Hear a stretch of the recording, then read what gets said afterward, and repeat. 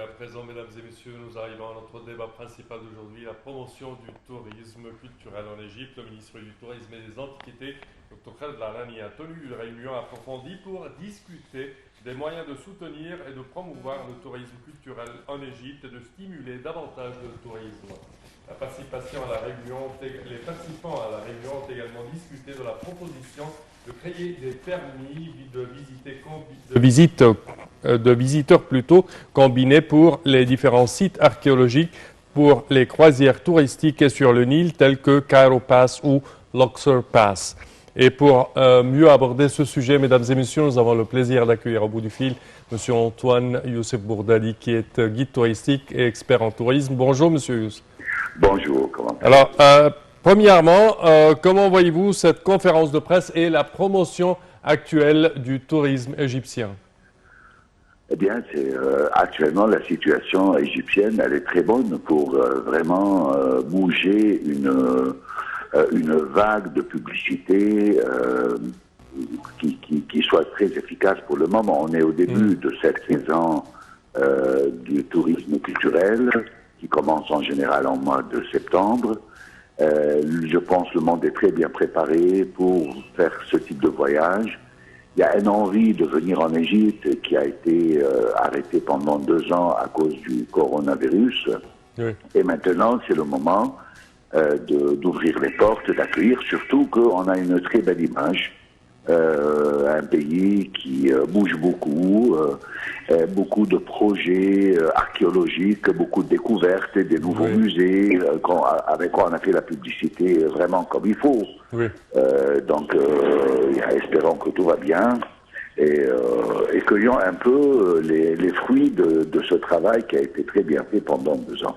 Est-ce que ce système de passe est beaucoup plus avantageux pour les touristes et est-ce qu'il sera accessible d'accès? Parce que je sais qu'il existait déjà celui de Luxor et à un moment on parlait beaucoup du Luxor Pass qui offrait la possibilité d'une visite de différents temples avec un prix intéressant. Mais est-ce que c'est avantageux pour eux au final?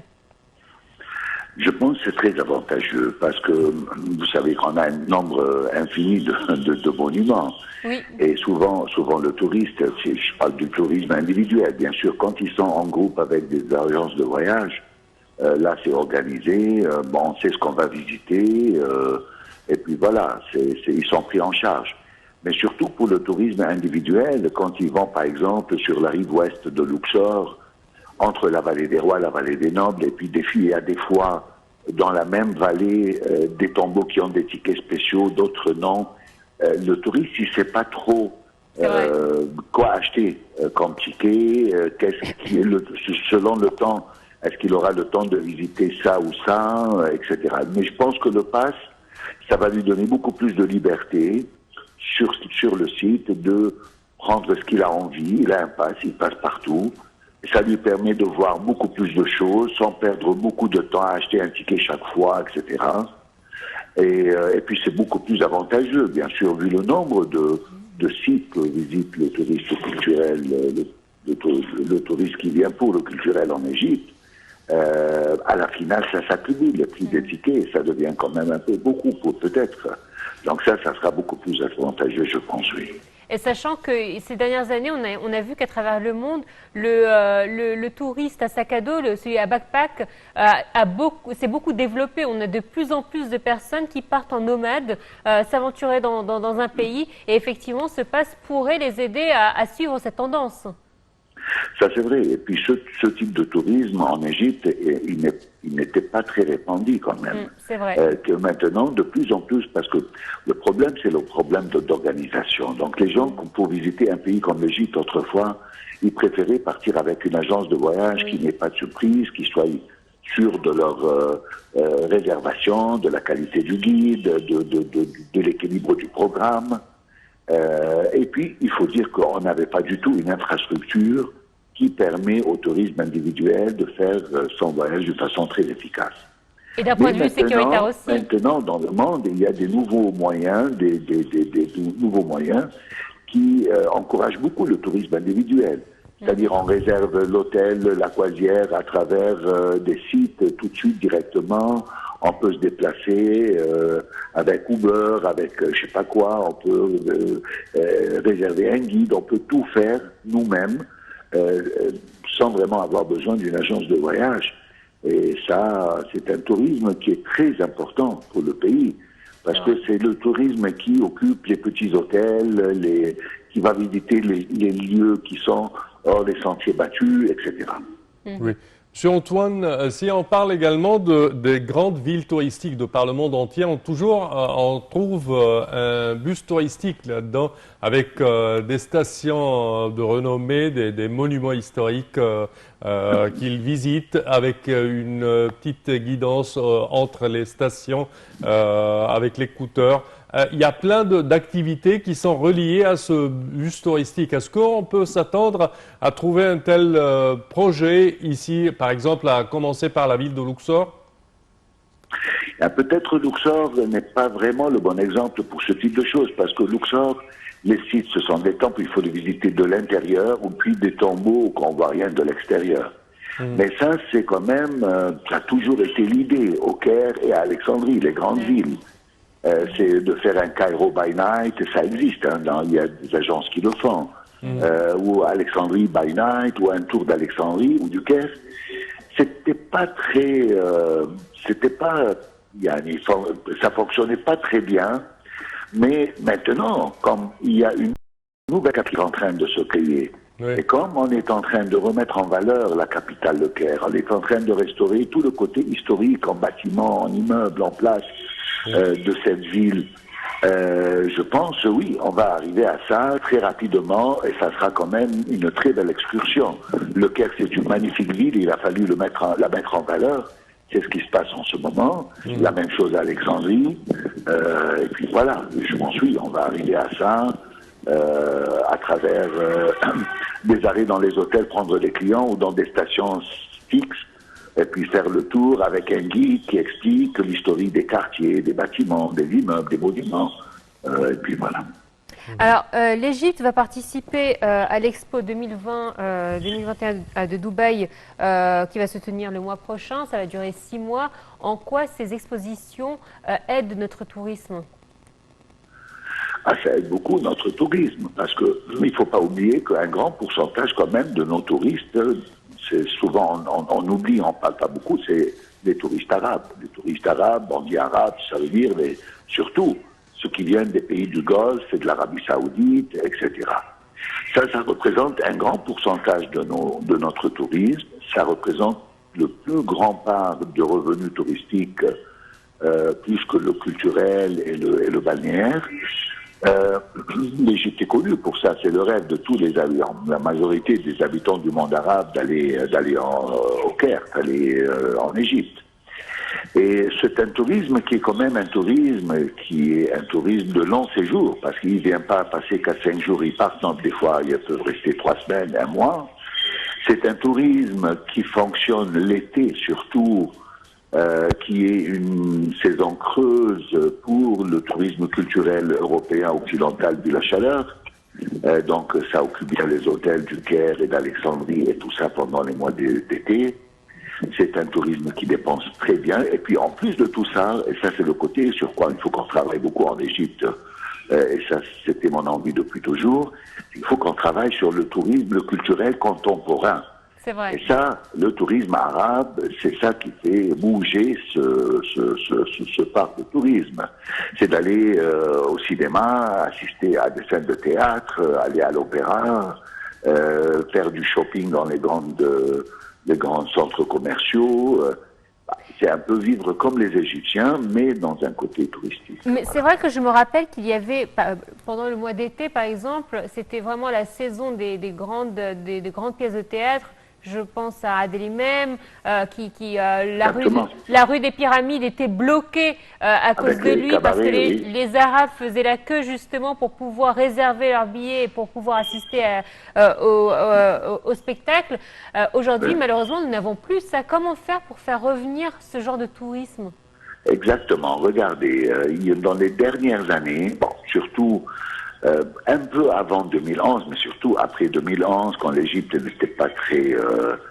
il y avait les événements, les changements politiques, il y avait la remise en valeur, on va dire, ou la remise en ordre du pays à l'intérieur.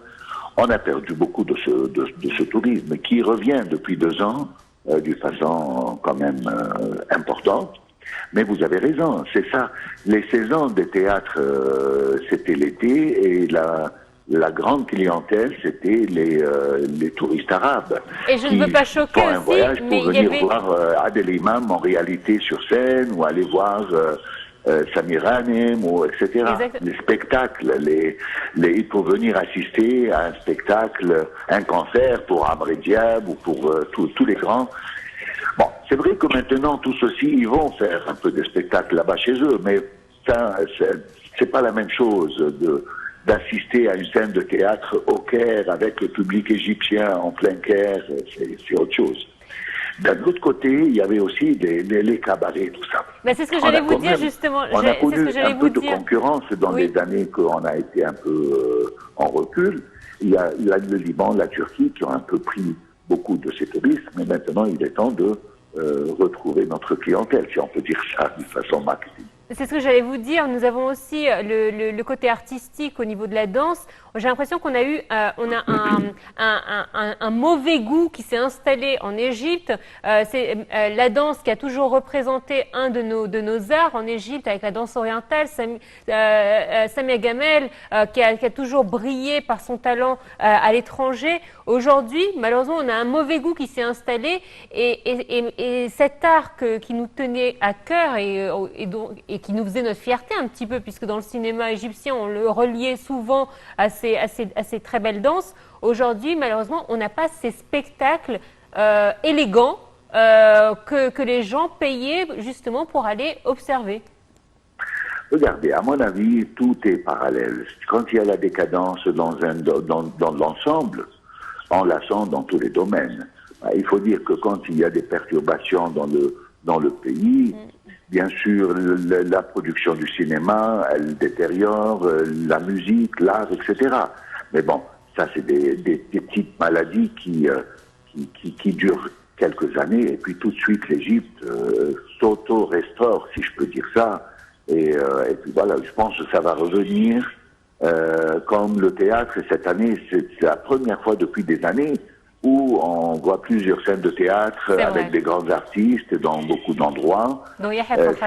Cette année, on a connu des spectacles phénoménaux à Sahel en été. Donc, je pense qu'on revient à tout ça, on revient très fort, et Inch'Allah, tout ira bien. Hein.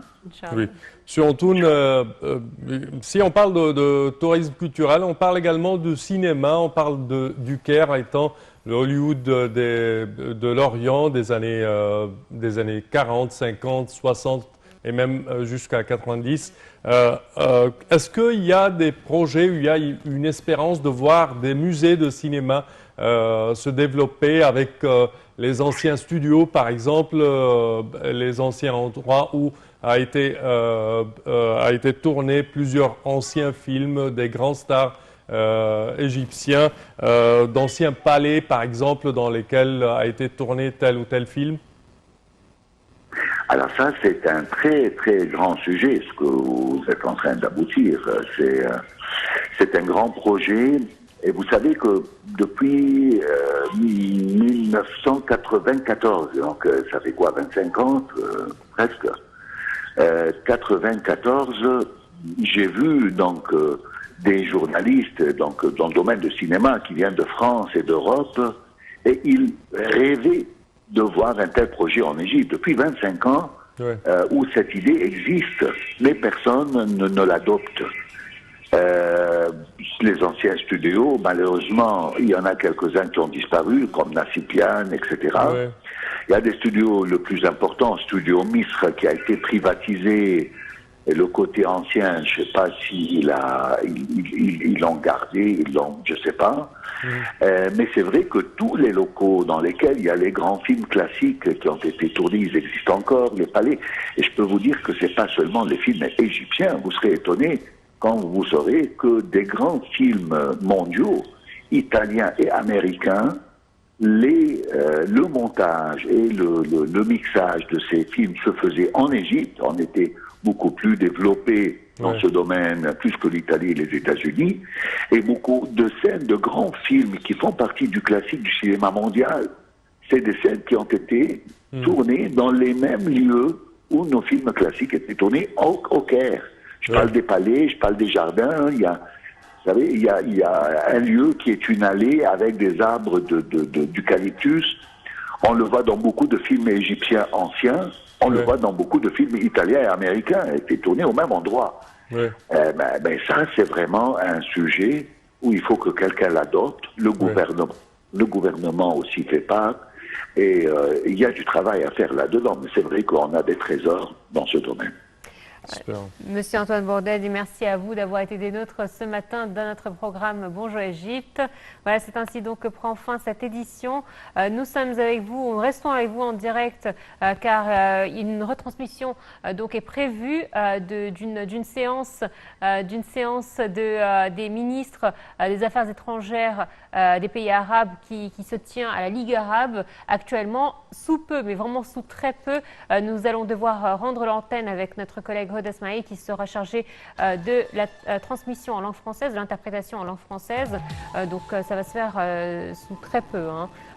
Donc il faut dire qu'effectivement l'Égypte accueille régulièrement ces séances de ministres des Affaires étrangères pour traiter des différents sujets qui touchent les pays arabes. Et je pense que la sécurité sera le sujet principal avec le corona. Oui, je pense que ces sessions, le fait de discuter entre Arabes, c'est vraiment enrichissant pour les pays arabes.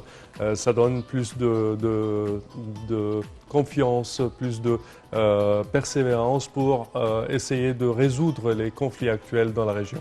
Exactement, et sachant qu'il y a des intérêts qui entrent en jeu, des intérêts économiques, des intérêts sécuritaires, des intérêts politiques. Nous sommes des pays qui avons le même voisinage. Donc quand un pays a des difficultés, il faut justement le soutien des différents pays voisins pour pouvoir remonter la barre. Voilà, donc je rends l'antenne. Merci à vous de nous avoir suivis. Excellent type de programme sur la télé internationale. Merci, Sana. Merci, Noah. Merci, chers téléspectateurs, et bon suite de programme.